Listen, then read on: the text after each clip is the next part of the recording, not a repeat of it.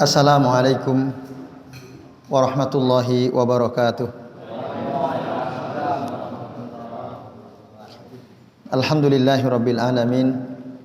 Wassalatu wassalamu ala asrafil anbiya'i wal mursalin wa ala alihi wa ashabihi wa man tabi'ahum bi ihsanin ila yaumiddin. Asyhadu an la ilaha illallah wahdahu la syarikalah wa asyhadu anna Muhammadan abduhu wa rasuluh. Allahumma shalli wa sallim wa barik ala Muhammad wa ala ali Muhammad kama shallaita wa barakta ala Ibrahim wa ala ali Ibrahim bil alamin innaka Hamidum Majid. Rabbi shrah li sadri wa yassir li amri wahlul 'uqdatam min lisani yafqahu qawli, amma ba'du. Bapak-bapak dan ibu-ibu serta hadirin dan hadirat sekalian, a'azani Allah wa iyyakum ajmain. Ya, semoga kita semua yang hadir di majelis ini senantiasa dimuliakan Allah Subhanahu wa taala. Amin ya Allah ya rabbal alamin. Alhamdulillah Bapak Ibu, pada malam ini ya, kita masih bisa melanjutkan ngaji kitab Sahih Fiqh Sunnah karya saya Abu Malik Kamal bin As-Said Salim rahimahullah. Pada pertemuan pekan lalu ya, kita sudah membahas tentang syarat keempat pernikahan, yaitu adanya saksi atau diumumkan, itu ya. Terus para ulama berbeda pendapat tentang mana yang menjadi syarat dan mana yang hanya sekedar anjuran. Kita sudah bahas pada pertemuan yang lalu. Maka kesimpulan dari pembahasan kita yang lalu adalah ya, di dalam kitab ini saya Abu Malik Kamal bin As-Said Salim menyebutkan ada 3 kesimpulan penting.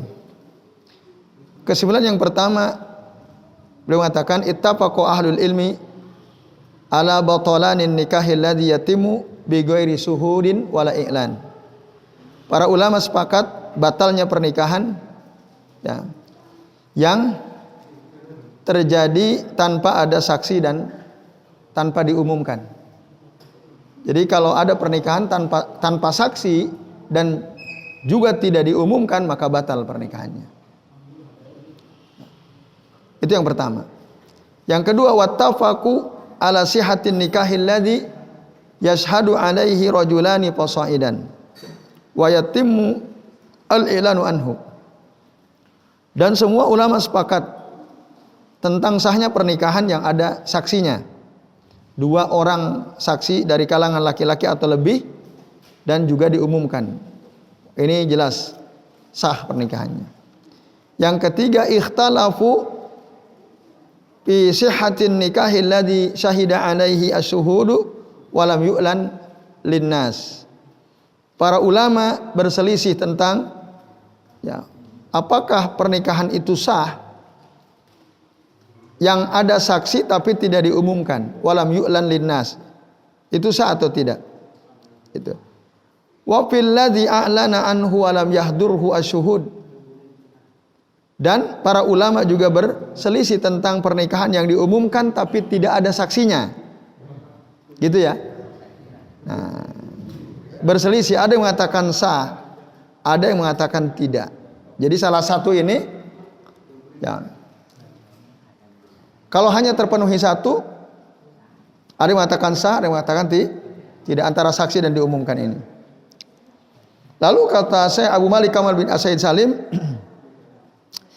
lakinnal ishhada ahwatu lima fihi minal hufazi ala huquqi zaujati wal walad. Tapi adanya saksi itu lebih hati-hati ya. Karena di dalam saksi itu ada proteksi terhadap hak-hak istri dan anak. Li'alla yajhaduhu abuhu fayadhi'u nasabuh. Supaya bapaknya itu, si suami dari si istri itu tidak mengingkari bahwa dia adalah istrinya, bahwa dia adalah anaknya, tidak mengingkari sehingga nasabnya tidak hilang. Kalau ada saksinya. Jadi laki-laki nggak bisa mengingkari. La siyama wa anna hadhihi syahadah tudawwan, apalagi ya saksi itu di zaman sekarang ya, tudawwanu fi qasimati zawaj. Itu dicatat ya dalam catatan pernikahan. Nah, wala tusajjalu wala tuwassaku rasmiyan fi hadhil ayyami illa idza ushida alal aqd. Dan tidaklah dicatat ya secara resmi di hari-hari belakangan ini suatu pernikahan kecuali idza ushida alal aqd, kecuali jika akadnya itu ada saksinya, baru bisa dicatat secara resmi. Nah, maka tidak ya bukan lagi rahasia gitu bahwa di zaman sekarang ikatan seperti ini penting. Ya, karena ya catatan seperti ini penting karena ya banyak orang sekarang iman ya sudah lemah dalam jiwa banyak orang gitu ya.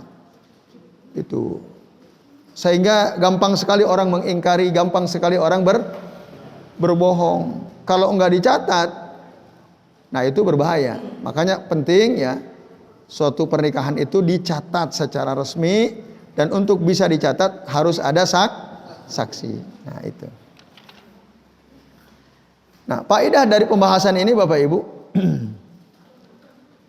yang pertama, apabila ada suami istri ya, menikah, kemudian ada wali, ada 2 orang saksi, tapi pernikahannya tersembunyi, pernikahannya tidak diumumkan, sah atau tidak? Nah, hadhil mas'alah hiya samratul khilafi fil mas'alati sabiqah. Masalah ini merupakan buah dari adanya perbedaan pendapat ya dalam masalah yang kita bahas barusan tadi itu. Maka faman ra'a asyuhud faman ra'a syartus syuhud, barang siapa yang memandang bahwa saksi adalah syarat sah pernikahan, maka kalau ada orang nikah laki-laki perempuan, ada wali, ada saksi, tapi nggak diumumkan, sah atau tidak? Sah bagi orang yang berpandangan yang menjadi syarat itu adalah saksi, gitu.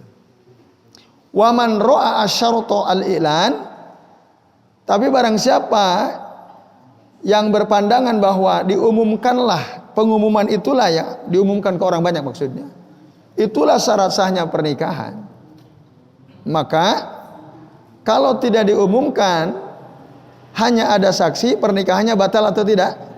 Batal menurut mereka. Nah itu jelas ya. Maka tinggal tergantung mereka, orang-orang itu berpandangan mazhabnya yang mana, apakah saksi atau diumumkan. Nah, memang yang terbaik dua-duanya ada, dan pada umumnya orang menikah biasa seperti ini ya, biasanya. Baik. Lalu apa syarat-syarat saksi itu bagi mereka yang berpandangan bahwa di antara syarat sah pernikahan adalah adanya syaratnya apa saksi? Di sini sebutkan ada 5. 1, akil balig. Akil artinya berakal, normal, dan sudah balig. Nah, ini semua sepakat bahwa seorang saksi itu ya, jika dia seorang muslim, ini semua sepakat tidaklah pernikahan itu terjadi ya jika saksinya ya tidak berakal, orang gila, atau saksinya anak kecil. Nah, itu nggak bisa terjadi pernikahan. Saksi itu harus berakal, harus balik, karena dia nggak punya kemampuan gitu. Oke, itu yang pertama. Yang kedua, al-Islam. La khilafa fi istiratihi fi syahidi idza kana zaujani muslimain.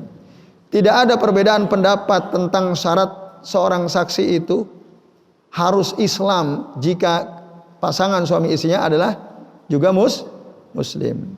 Amma idza kanati zaujatu zimmiyatan, adapun jika seorang istri adalah kafir zimmi, fa ajaza Abu Hanifah wa Abu Yusuf syahadataz zimmi. Kalau istrinya itu seorang kafir tapi zimmi, Abu Hanifah, Abu Yusuf membolehkan. Saksinya dari orang kafir zimmi. Jika istrinya, calon mempelai wanitanya kafir sementara ulama lain seperti Al-Imam Asy-Syafi'i, Imam Ahmad, Imam Malik, mereka melarang, nggak boleh. Saksi itu harus seorang walaupun istrinya itu kafir zimmi. Yang ke berapa? Keempat ya. Tadi akal, balik, Islam. Yang keempat az-zukurah, laki-laki. Seorang saksi itu harus laki-laki. Pastaroto asy-Syafi'iyyatu wal Hanabilatu an yakuna asy-syahidani zakarain. Mazhab Syafi'iyah, mazhab Malikiyah, Hanabilah mensyaratkan bahwa saksi itu harus ada dua orang laki-laki, syahidani zakarain. Dan dua mazhab ini, mazhab Asy-Syafi'iyah wal Hanabilah, mana'u syahadatan nisa'i fin nikah. Mereka melarang saksi dari kalangan wanita. Sementara mazhab Al-Hanafiyah mengatakan syahadatu rajulin wa mur'atani. Syahadatu rajulin wa mur'atain. Boleh saksi itu dari satu laki-laki dan dua perempuan, kata Abu Hanifah.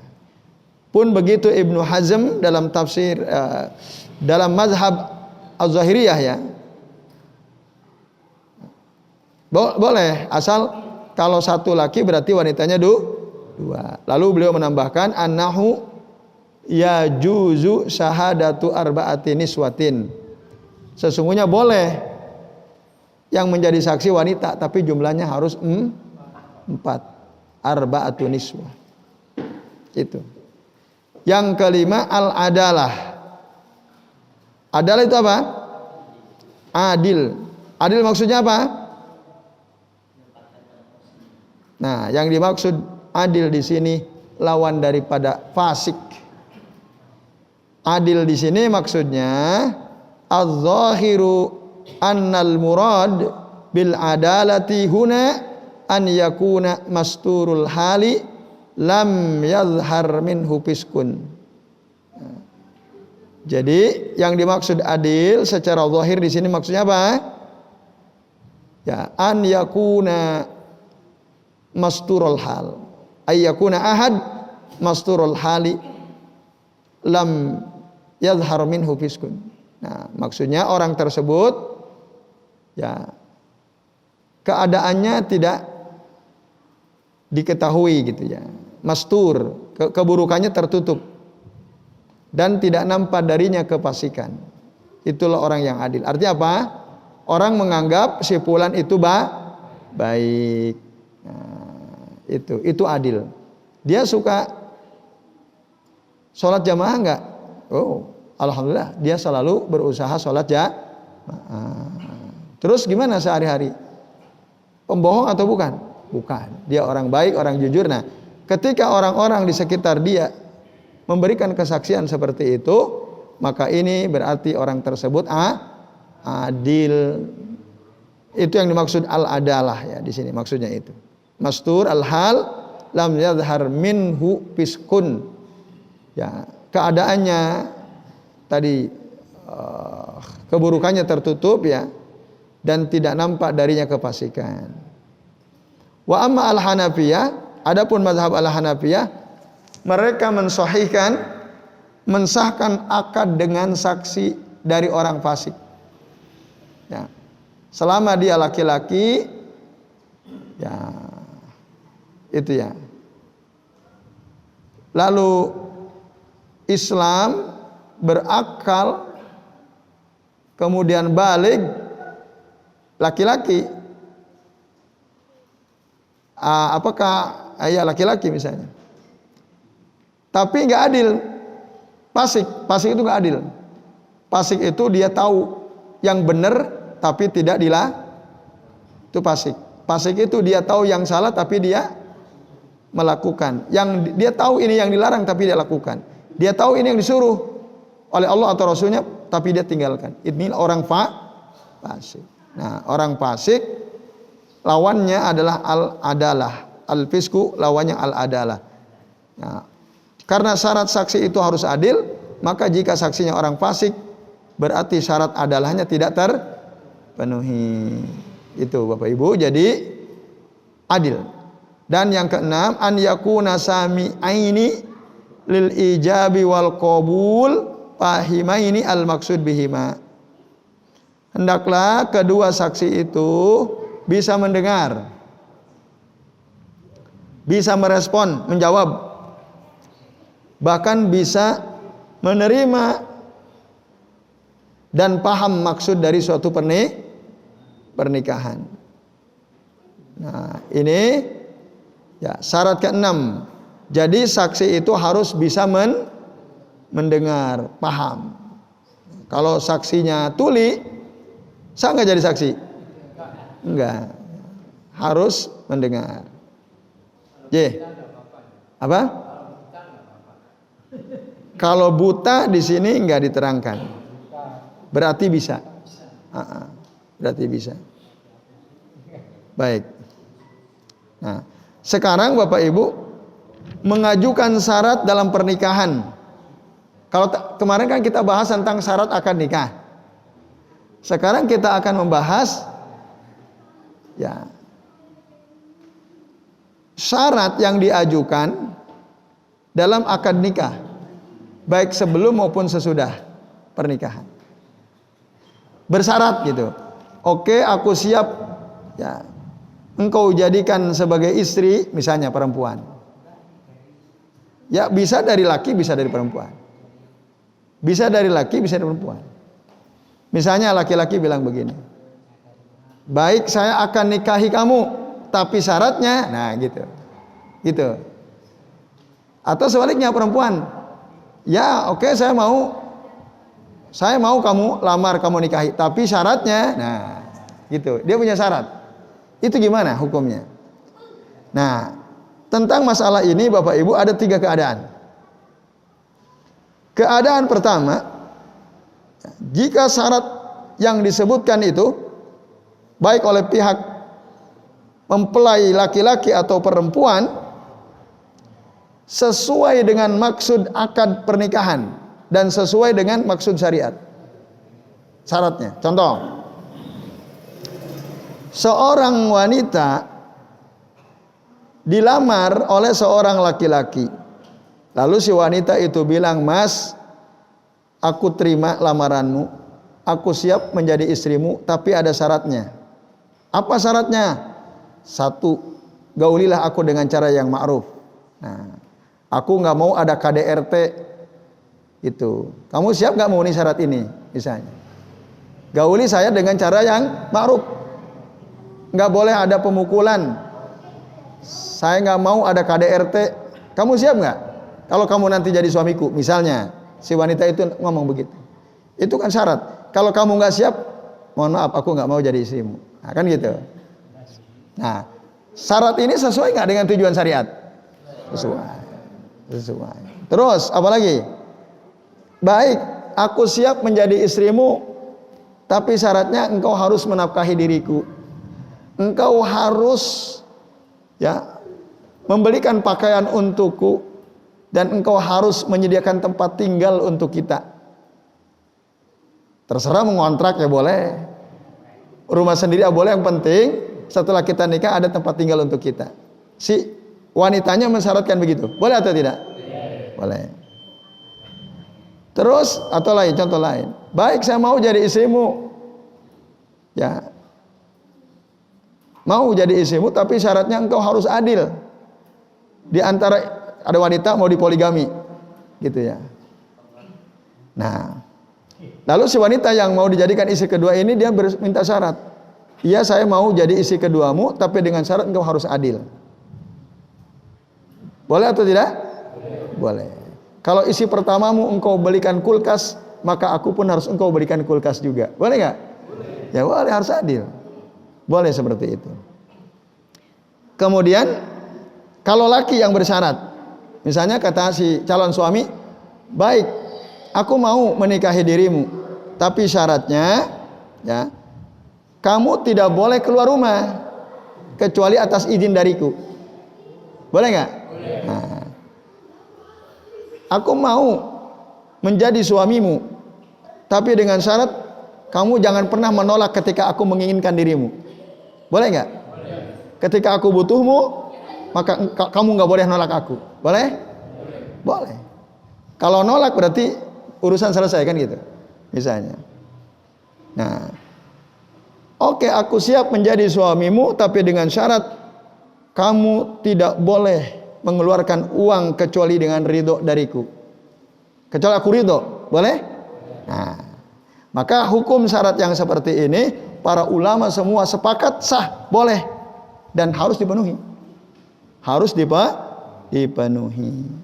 Nah, yang terakhir, ini udah Isya ya? Sampai sini dulu aja ya. Oke deh. Ini menarik sebenarnya syarat-syarat berikutnya ya. Oke, kita bahas besok insya Allah. Jadi sementara ini silakan Pak Budi.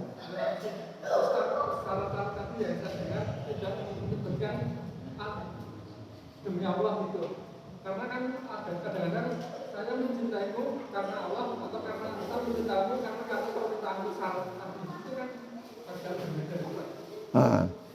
Iya, terima kasih Pak Budi. Ini sebenarnya yang tadi dicontohkan itu adalah konsekuensi sebuah pernikahan. Konsekuensi kan itu, ada hak suami, ada hak istri, ada kewajiban suami, ada kewajiban istri. Tapi ya, jika salah satu dari pasangan itu menegaskan gitu, bahkan menjadikan itu suatu syarat gitu, syaratnya harus begini. Nah, boleh atau tidak? Jawabannya boleh. Tentu saja ya, pernikahan seperti ini karena Allah ya. Jadi karena Allah yang dimaksud itu sesuai dengan ketentuan syariat Allah Subhanahu wa taala dan niat dari masing-masing ya. Ini namanya maklumun bid darurah ya. Sesuatu yang sudah diketahui secara otomatis lah. Orang nikah itu kan harusnya ya, tanpa dia declare, tanpa dia omongkan atau dia omongkan, ya harusnya pernikahan itu harus diniati karena Allah. Walaupun kan jarang orang aku menikahimu karena Allah. Jarang kan? Biasanya itu nggak diomongkan budak, orang nggak udah paham. Gitu, orang udah paham. Itu Pak Budi. Jadi ya, misalnya berarti kamu menikahi aku karena syarat, gitu. Enggak. Syarat yang seperti ini kan tidak bertentangan dengan tujuan syariat. Bertentangan tidak? Yang tadi tidak. Ya, jadi nggak ada masalah. Allah a'lam bishawab. Na'am. Padahal. Kalau minta persetujuan wali itu menjadi syarat nggak bisa?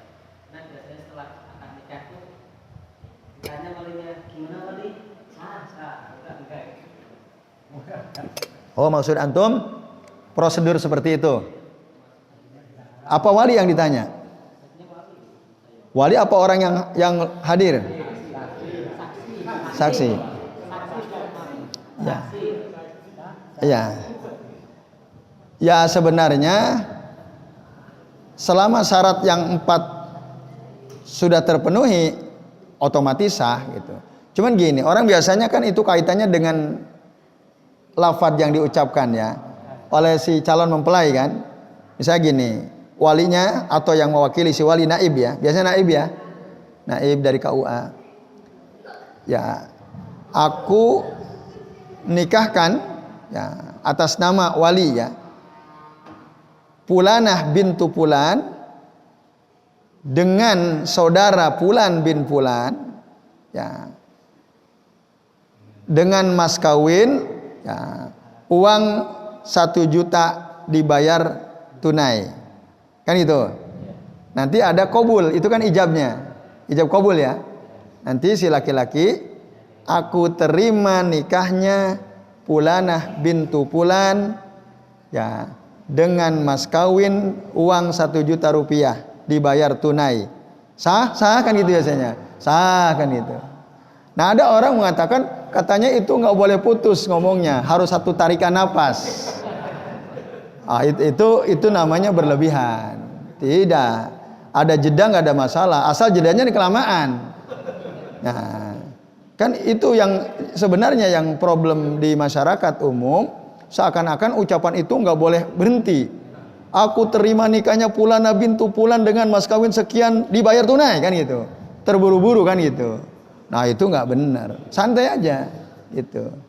Nah itu kalau dia jelas, kalimatnya jelas, omongannya jelas, dan tidak bingung, tidak menunjukkan kebingungan, dan tidak menunjukkan kalau dia dipaksa, ya otomatis sah. Nggak usah ditanyakan sah. Nanti kalau enggak gitu, bingung. Nah, otomatis sah gitu. Jadi itu otomatis sah. Cuma pernah suatu ketika saya hadir itu, ada pernikahan. Jadi salah menyebut nama orang tua. Jadi aku nikahkan Fulanah bintu Fulan dengan Fulan bin Fulan. Bin nama orang tua lakinya itu keliru, salah. Naibnya salah nyebut gitu. Tapi waktu itu langsung direspon oleh sebenarnya sebagian yang hadir yang tahu nama bapak dari si laki-laki itu agak lo kok itu nama bapaknya, bukan itu nama bapaknya kan gitu. Nah, terus si laki-lakinya langsung jawab, aku terima nikahnya Fulana bintu Fulan dengan mas kawin sekian dibayar tunai. Sah atau tidak? Tidak sah. Bisa lain orangnya. Namanya sama Mu'arib. Yang satu Mu'arib bin Waryono, yang satu Mu'arib bin Miftah misalnya. Coba. Bahaya nggak itu? Bahaya. Walaupun memang kekeliruannya itu misalnya Sumargono jadinya Sumartono gitu loh. Beda dikit, Sumargono jadi Sumartono. Itu sah nggak? Jadi nggak sah itu. Harus diulangi sebenarnya. Enggak, ini anak asli. Itu teman saya sendiri tuh yang nikah. Yang lakinya teman saya itu. Terus kan abis itu ribut tuh, abis selesai itu. Ini gimana? Aslinya harus diulangi itu aslinya. Ya. Cuman mungkin segan sama KUA ya yang jadi naib itu. Nggak ada yang ini, hanya gerendengan aja. Itu beda nama bapak bisa kan niat kan itu. Nah, harusnya maaf Pak Naib, tadi namanya bukan Sumartono tapi Sumargono kan gitu. Itu baru. Nah, disitulah saksi harus sigap sebenarnya, saksi. Di situ pentingnya saksi. Oh maaf, ini setahu saya yang mau nikah itu namanya Mu'arib bin Sumargono misalnya. Contohnya misalnya. Kok tadi Sumartono? Harusnya begitu saksi. Iya kan? Fungsinya saksi itu. Jadi nggak perlu ditanya sah. Atau mungkin dalam keadaan seperti ini bisa tuh. Sah nggak? Ada misalnya hadirin yang hadir nggak sah. Naibnya nanya, apa? Kenapa nggak sah? Tadi Bapak Naib keliru kok nyebut nama bapaknya. Nah, dalam keadaan seperti ini mungkin dibutuhkan. Ya itu Mas Ari. Ya. Beda dikit namanya, tapi ya itu bisa menyebabkan tidak sah karena lain orang. Ya itu, wallahu a'lam bishawab. Ya, Mas ini dulu. Mas Hafid. Pertama, dulu pas menikahkan adik saya itu ada bapak, tapi bapak mewakilkan ke naibnya. Terus ada ijabnya. Nah itu gimana? Yang kedua, teman saya sendiri. Oh satu ya. Teman saya sendiri itu dia menikah dengan orang Katolik.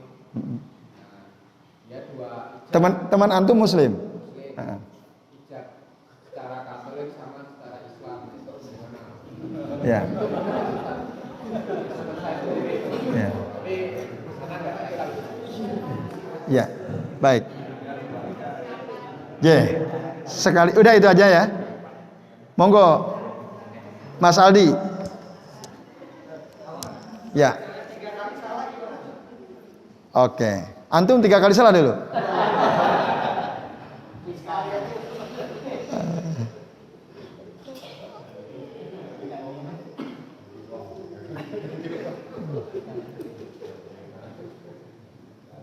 Oke. Itu saja. Maksudnya waktu ijab kabul 3 kali salah. Ya kesalahannya macam-macam lah. Intinya salah gitu ya. Ya baik. Dari Mas Hafi dulu. Mewakilkan perwalian sah atau tidak sah? Tapi ada akadnya. Nah, harus ada akad baik tertulis maupun secara lisan. Jadi bapak antum selaku wali dari adik antum harus ya menyampaikan bahwa perwalian saya diwakilkan. Ya, saya wakilkan perwalian saya kepada panjenengan Pak Naib gitu ya. Naib itu kan artinya wakil. Naib. Nah, dulu Pak Bambang waktu nikah saya menjadi wali dari istrinya Pak Bambang sebagai naib. Karena yang menjadi wali istrinya Pak Bambang ya dia secara tertulis dan secara lisan menyerahkan kewaliannya kepada saya ya. Maka ada ini obrolan dulu. Onje saya terima ya untuk mewakili panjenengan menjadi wali dari Ibu Pulana gitu. Harus ada akadnya. Nah, kalau sudah itu tentu secara sukarela ya, secara sukarela. Udah, berarti saya menerima amanah mewakili wali dari mempelai perempuan untuk menikahkan beliau dengan Pak Bambang sebagai calon suaminya. Itu boleh. Ya, tapi tadi harus ada akad mewakilkan perwalian. Nah, itu. Kalau nggak diwakilkan, KUA itu nggak perlu. Iya, KUA hanya sebagai petugas pencatat saja. Petugas pencatat dari pemerintah secara resmi gitu. Sebenarnya yang paling afdol itu ya orang tuanya menikahkan anak itu, bapaknya sendiri. Cuman kan dulu ada harus pakai bahasa Arab gitu menikahkan itu. Akhirnya daripada aku bingung wis tak pasrah ke wae kepada naib dari KUA kan gitu. Nah, itu sebabnya kenapa orang sekarang lebih nyaman udah deh diwakilin, nanti suruh pakai bahasa Arab malah bingung aku kan gitu. Nah, sebenarnya tidak harus pakai bahasa Arab. Bahasa yang bisa dipahami. Oke. Walaupun sampai sekarang ada. Dulu kami waktu nikah begitu, ditanya mau pakai bahasa apa? Bahasa Arab insya Allah saya bilang. Bahasa Arab. Gitu. Nah, apa? Masih ada iya. Di kampung-kampung iya masih ada. Karena mereka memandang lebih utama. Sebenarnya enggak, ya sama aja. Sama saja. Kalau dulu memang di zaman Rasul orang semua menikahkan dengan bahasa Arab. Karena orang Arab. Orang Arab. Iya. Itu. Jadi itu ya Pak Wikan. Yang utama orang tua sendiri. Tapi diwakilkan nggak ada masalah. Yang kedua, sebenarnya walaupun ada khilaf ya di antara para ulama, bolehkah seorang laki-laki muslim menikah dengan wanita kafir? Boleh nggak kita bilang kafir? Orang Katolik? Boleh ya? Nah, orang Katolik boleh nggak kita bilang musyrik? Musyrik nggak mereka? Musyrik. Kan ada ayatnya, ada nggak ayatnya? La tankihul musyrikati hatta yu'minna wala amatum mu'minatun khairum mim musyrikatin walau a'jabatkum gitu. Jangan menikahkan dengan wanita-wanita musyrik sampai mereka beriman, karena seorang wanita hamba sahaya yang beriman itu lebih baik daripada seorang musyrik wanita musyrik walaupun dia menarik hatimu. Aslinya dari awal sudah nggak boleh itu. Kalau kita kembali kepada ayat ini, yaitu Mas Habib. Allah a'lam bishawab. Nah, terakhir salah 3 kali. Sah apa enggak pernikahannya? Ya kalau yang keempatnya benar sah. 3 kali salah, yang keempat benar sah. Lo kalau 4 kali salah juga, yang kelima benar nggak? Benar sah. 5 kali salah, yang keenam benar nggak? Benar sah. Berulang-ulang boleh, enggak ada batasan minimal. Ya, selama ngomongnya balelo apa baliet gitu ya, karena mungkin grogi kan keliru-keliru, enggak ada masalah. Ya itu, wallahu a'lam bishawab. Nah, jelas ya? Baik Bapak Ibu dan jamaah sekalian, sementara ini dulu mari kita akhiri dengan membaca doa kafaratul majlis. Subhanakallahumma wa bihamdika asyhadu an la ilaha illa anta astaghfiruka wa atubu ilaik. Wa sallallahu ala Muhammadin wa ala alihi wa sahbihi wa baraka wa sallama alaihim ajmain. Billahi taufik wal hidayah. Wassalamualaikum warahmatullahi wabarakatuh.